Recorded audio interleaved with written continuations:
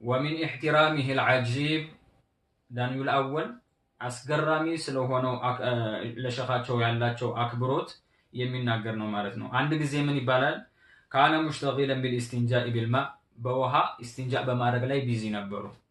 ማለት እንግዲህ የመጀመሪያውን ውሃ በማፍሰስ ላይ ኢስቲንጃ ለማድረግ ላይ በዛ ቢዚ ነበሩ እና የዚህ ጊዜ ፈናዳ الشيخ جمال الدين الأني ሸኻቸው ጀማሉ ዲን አልአኒ ጠሯቸው። አህመድ በማለት ጠሯቸው። ኸልዋ ሆነው አህመድ ጉራቻ በመባል ነበር የሚጠሩት። ሁለት አህመዶች ስለነበሩ ለመለየት እሳቸውን አህመድ ጉራቻ ይሏቸው ነበር።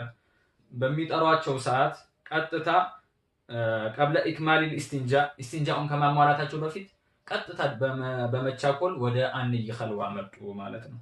በዚህ ሰዓት ኸልዋቸው በር ላይ ቆሙ። ለበይክ አሏቸው። የእሳቸውን እንግዲህ ሐጃ እዛ ቆመው ፈጸሙ።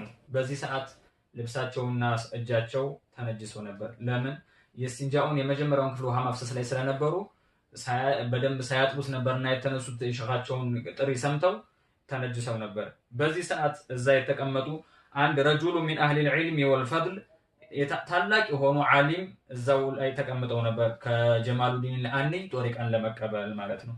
ይህ ሰው በዳንዩል አወል ስራ ተቆጡ። ለምን? እንዴት ይነጀሳል?